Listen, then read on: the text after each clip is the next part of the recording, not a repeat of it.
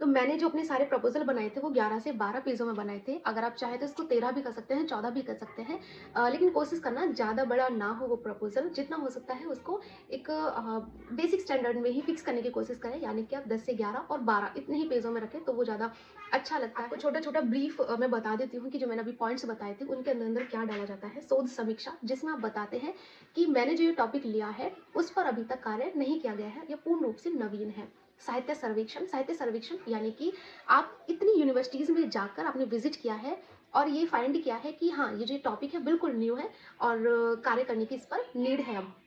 तो आपने जिस यूनिवर्सिटी में विज़िट किया है, जैसे कि आप डाल सकते हैं हरियाणा केंद्रीय विश्वविद्यालय, जैसे मैंने डाले थे दिल्ली विश्वविद्यालय, जवाहरलाल नेहरू विश्वविद्यालय, आप 4 से 5 ऐसे पॉइंट्स डाल सकते हैं।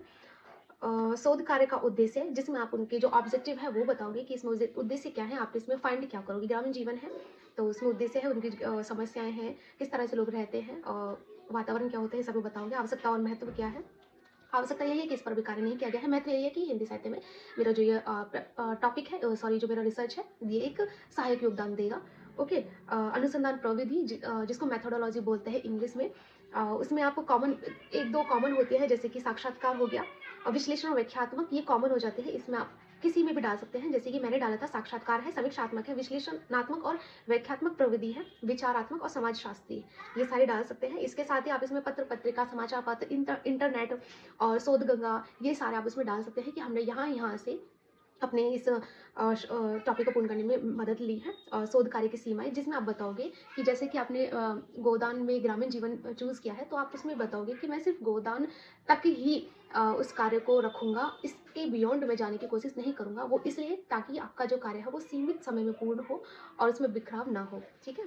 शोध कार्य की नवीनता, इसमें नवीनता क्या है, क्योंकि टॉपिक न्यू है तो उसमें आपको नवीनता बतानी होगी, आप अपने हिसाब से बताना नवीनता क्या है।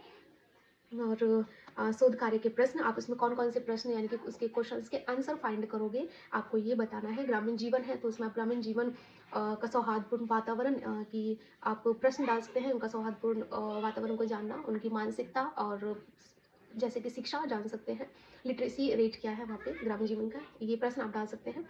अध्याय विभाजन 6 से 7 आप उसमें सब डिवीज़न कर सकते हैं चैप्टर्स के।